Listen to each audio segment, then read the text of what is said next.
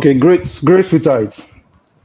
Okay, Great. so yeah, it's my pleasure to be in this discussion today as the national president and one who is very keen at seeing that the alumni association and the university begins to work together to improve the university. I'm excited that we're at the time when we want to take that next leap that will make most of this possible.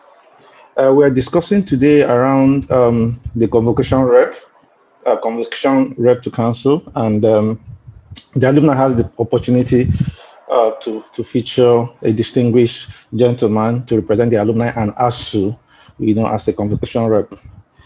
As part of our process, which was a product of our experiences in the past, we went through amendments to the constitution to ensure that we can figure out how we can um, produce a candidate, a very competent candidate to represent the alumni in council. So in 2018, we had a constitutional amendment, and that constitutional amendment provided the exact requirements and qualification for anybody who has to go to the council. One of the requirements is that you must have been an active member in a local branch for 10 years, and beyond that, you have to be financially up to date. The requirement equally stated that you must be a man of integrity.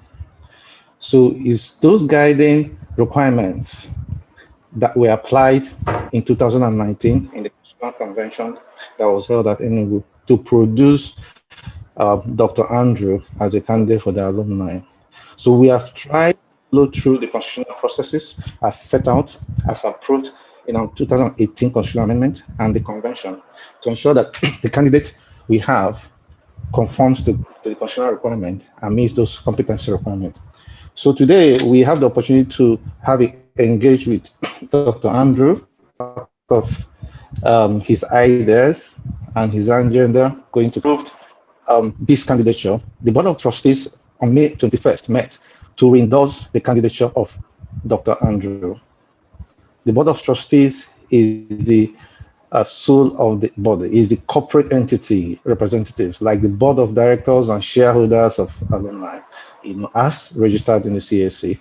They met on the 21st of May and re-endorsed and re-emphasized that Dr. Andrew remains the candidate for the alumni.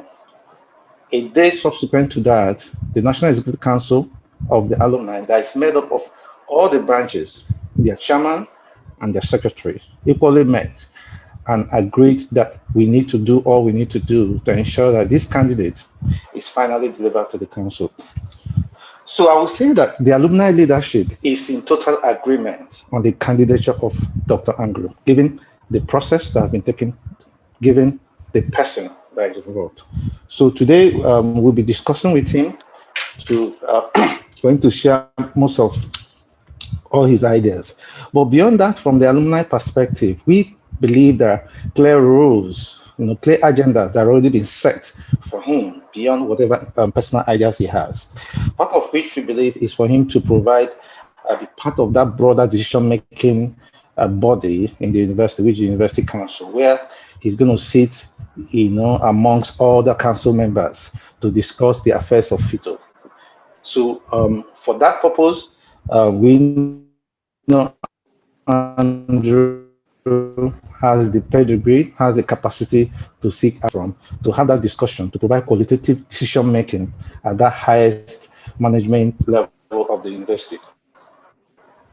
We equally think that part of what Andrew will be bringing to this council is the good governance, corporate governance. We already know his record. He's working in an organization where corporate governance is top notch. For somebody who has spent 33 years in an industry, I don't think he's going to change overnight. He has those pedigree, those experience about corporate governance, which is what is required, at that university level to ensure that the rules that have been made by government already relating to how the university should be run will be maintained. All the corporate governance processes, whether it's in terms of recruitment, in terms of procurement, in terms of academic administration, those processes, those protocols should be followed. So we see a candidate who has the capacity to ensure the administration, and that's what we're banking on in being able to deliver. Need the university to become more engaged with the industry. And who else is better placed to connect the university with the industry? We're speaking about somebody who has contributed significantly, bringing so much from the industry to university. And by the way, that's what the university recognized when they awarded him the doctorate degree.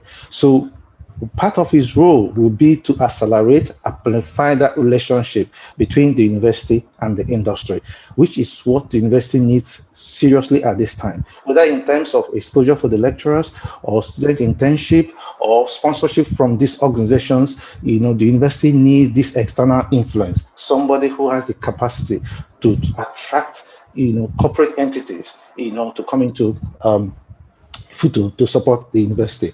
So we equally want somebody who can speak for ASU and the alumni. As a matter of fact, we need a strong voice, which is part of the role he's going to play for us when he gets there. So as a convocation representative, he's not just representing alumni, he's representing equally ASU. There are many cases that will come before the council concerning the ASU members, which he is in a position to speak without fear or favor, to make sure that these things are taken care of. So I'm very happy that the alumni, in his wisdom, at the National Convention in 2019, elected that Dr. Andrews should represent the alumni. And I think that every genuine and committed alumni member should, be very, very interested, very supportive of this effort to ensure that for the very first time, we are going to have, for the second time, we are going to have a member in council that is going to be able to rise to that occasion. And for the first time, we're going to have the alumni organization, leadership organization, being fully covered, because now we have a completely constituted board of trustees. We have an alumni council member, and we have the entire NEC together. We've never had the alumni structures complete at any point in time. For several years, we only had the NEC functioning. Later, before we now had the board, now we're going to have the convocation representative. So with that, the alumni leadership will be complete and able to engage the university at any time required. Grateful, guys. I'm happy to be here, and I would like to encourage you to listen and ask your questions in the course of this meeting. Thank you very much.